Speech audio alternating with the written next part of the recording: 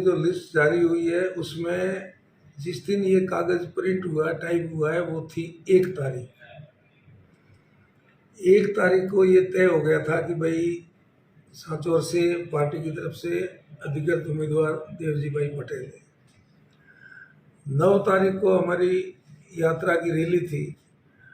हमने और भाई दानाराम जी ने और हमारे सभी कार्यकर्ताओं ने जी जान लगाकर प्रदेश से भारतीय जनता पार्टी के वरिष्ठ जो भी नेता उस मीटिंग को संबोधन करेंगे, और जिन्होंने भी संबोधन किया उन्होंने प्रत्यक्ष सारा घटनाक्रम उनकी नज़रों से देखा था। और उसमें जनता की जो भावना, जनता का जो आश्वासन, जनता का जो आशीर्वाद था वो सिर्फ और सिर्फ जीवाराम और दानाराम के प्रति ही था। तीसरी वहाँ कोई बात थी नहीं। और अचानक जब अधिकृत लिस्ट आउट होती है तो उसमें जब देवजी भाई पटेल का नाम आता है तो स्वाभाविक है ये तो मेरे और भाई दानाराम के साथ सरासर धोखा हुआ है। मैं पिछले 35 साल से इस सांचौर की जनता की सेवा करता आ रहा हूँ। पिछली बार 2018 का जो घटनाक्रम हुआ वो भाई दानाराम अपना व्यवसाय करते थे और शांति से अपना जीवन यापन कर रहे थे। जीवाराम को खत्म करने के लिए इन्होंने बड़ी चाल चल करके और भाई दानाराम जी को इसमें लाए। इनका व्यवसाय था, इनका ये विषय भी नहीं था, तो इनको इस तरह से घुमा फिरा के और बरगला करके इसमें डाल दिया और खुद साथ में जाकर के टिकट दिलाई। चलो कोई बात नहीं, उस गुस्से में मैंने भी चुनाव लड़ लिया और भाई दानाराम जी ने भी लड़ लिया और हम दोनों को मिलकर के 1,05,000 जनता ने वोट दिए। वो भी हमें स्वीकार्य था। उसके बाद में जब हमको थोड़ा बहुत डाउट लगा तो हम दोनों भाइयों ने आपस में बात करी कि भाई ये सांसद साहब का मामला कुछ गड़बड़ लग रहा है। इन्होंने एक जनता में बात रखी कि भाई जीवाराम जी और दानाराम जी दोनों आपस में लड़ते हैं, उनको देंगे तो उनको वो हराएगा और उनको देंगे तो वो हराएगा। हम दोनों भाइयों ने तय किया कि हमारी ये इस प्रकार की अव्यवस्था अपने को रखनी ही नहीं है। तो हम दोनों ने अपने मन से तय कर दिया कि भाई हम दोनों भाइयों में से किसी को भी पार्टी टिकट देगी तो हमको स्वीकार्य है। तो वो व्यवस्था भी वहां खत्म हो जाती थी। उसके बाद इन्होंने नाटक रचा। दिल्ली के अंदर हमने कोई प्रेस कॉन्फ्रेंस नहीं करी, हमने किसी मीडिया को कोई बाइट नहीं दी। और हमारे दिल्ली से रवाना होने के बाद, मेरे और भाई दानाराम जी के दिल्ली से रवाना होने के बाद में उन्होंने एक टीवी में न्यूज चलाई जो कि हमें मतलब दूर दूर तक उसका अंदेशा नहीं था। वो कैसे इन्होंने मैनेज किया, क्या किया, और उसमें ये कहलवाया कि जालोर सिरू के सांसद महोदय ने दोनों का आपसी खींचतान राजीपा करवाया और राजीपा करवा करके पार्टी को मजबूत किया। चलो अच्छी बात है, हम वो श्रेय भी उनको देने के लिए तैयार है। उन्होंने राजीपा करवाया तो हमें वो स्वीकार्य है। लेकिन जब हम दोनों वहां दिल्ली में हमारे शीर्ष नेतृत्व को भी ये कह करके आए थे कि भाई हम और दानाराम जो ये आपके पास जो खबरें आ रही है कि भाई दानाराम जी को टिकट दी तो जीवाराम जी हराएंगे, जीवाराम जी को टिकट दी तो दानाराम जी हराएंगे, ऐसी हमारे आपस में कोई बात है नहीं। हम दोनों एक है। पार्टी जिसको भी सिंबल देगी, पार्टी जिसको भी अधिकृत उम्मीदवार बनाएगी, हम दोनों तन मन धन से लड़ाई लड़के कांग्रेस को हरा करके हम भारतीय जनता पार्टी को सांचौर में विजय करेंगे। इस आशा के साथ हम वहां से दिल्ली से आए जयपुर में भी हमने ये हमारी सारी बात रख दी हमारे शीर्ष नेतृत्व के सामने। और उसके बाद हम दोनों भाई सांचौर आ गए। हम दोनों और हमारे सभी कार्यकर्ता पार्टी के कार्यक्रमों में व्यस्त थे और कार्यक्रम कर रहे थे।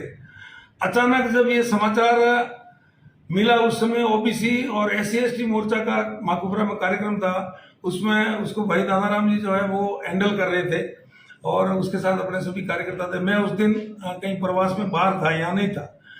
जब इनको इनकी सूचना मिली तो एकदम से इनको मतलब चक्कर टाइप से हो गया कि ये संभव ही नहीं हो सकता, ये कैसे पॉसिबल हो गया। ये बहुत अस्त व्यस्त होकर के उस कार्यक्रम को बीच में छोड़ करके घर आ गए। अब ये जो घटनाक्रम हुआ, हमारे कुछ बच्चों ने आवेश में आकर के थोड़ी बहुत कहीं नारेबाजी कर ली। स्वाभाविक है, इतना मतलब एक सीनियर आदमी है, MP साहब तीन टर्म के MP है।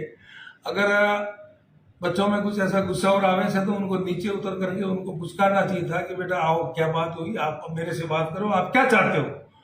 वो कहते हैं कि भाई टिकट दानाराम जी को देना है, तो कोई बात नहीं, मैं दानाराम जी को दिला देता हूँ टिकट, क्यों चिंता करते हो। तो ये मामला ये खत्म हो जाता वहां।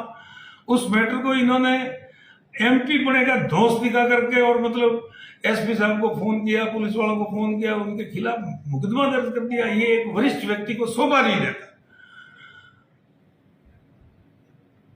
आज जब हम कल वहां से रवाना होकर के आए जयपुर से, तो हमारे हजारों हजारों कार्यकर्ता समर्थक, जिसको हम छत्तीस कौम का एक परिवार कहते हैं, उन्होंने सामने से आकर के कल का जो घटनाक्रम आपने देखा है, उन्होंने किस प्रकार से हम दोनों भाइयों का स्वागत किया है।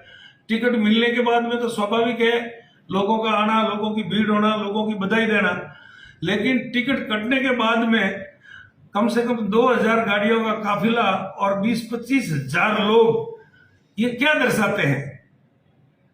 उन लोगों की क्या क्या क्या मानस है, उन लोगों का क्या विचार है और वो लोग क्या चाहते हैं। इस बात से स्पष्ट संकेत ये है कि माननीय एमपी साहब स्वीकार्य नहीं है। भाई दानाराम और जीवाराम दोनों के बीच में किसी को भी पार्टी टिकट दे, हम सभी कार्यकर्ताओं को वो बात स्वीकार्य है। ये इस बात का नमूना और प्रूफ था। अब हमने शीर्ष नेतृत्व से सारी बात करके अभी भी करके आए हैं हम कि हम दोनों में से आप किसी को एक को दे दो और हम भारतीय जनता पार्टी को जिता के लाएंगे, वरना देवजी भाई का वर्तमान स्थिति में यहां से जीतना संभव नहीं लग रहा है। हम तो पार्टी के कार्यकर्ता है, पार्टी के साथ थे, पार्टी के साथ हैं और पार्टी का साथ रहेंगे, लेकिन जनता जनार्दन जो है ना, वो जब तक उनके मन का पसंद का उम्मीदवार नहीं आवे तब तक वोट लेना इट इज वेरी डिफिकल्ट। वो हम कितनी भी मेहनत कर लेंगे तो वो मानने वाले नहीं है, उनको हम कैसे मनाएं। वो हमसे ये सवाल करते हैं कि आप तो कह रहे थे ना कि हमारी टिकट पक्की है, हमारी टिकट पक्की है। आप दोनों ने फिर जब एक हो गए और दोनों में से ये तय कर लिया कि भाई हम दोनों में से किसी को भी दे, तो आपको दोनों को नहीं मिली। अब आप किस मुंह से, किस भाव से हमारे पास वोट मांगने आए हो। सब पत्रकार बंधुओं, आपका हार्दिक स्वागत है और धन्यवाद है। आप हमारे भारतीय जनता पार्टी कार्यकर्ताओं के साथ में खड़े हो। जो अभी हमारे जीवाराम जी ने आपको बात बताई, जो हर कार्यकर्ताओं के मन में जो दुख है, तो हम तो यही हमारे पदाधिकारियों और हमारे बड़े नेताओं से कहते हैं कि आप टिकट पे पूर्ण विचार करें और कार्यकर्ताओं की भावनाओं की कदर करें और पूर्ण विचार टिकट के बारे में करें। धन्यवाद।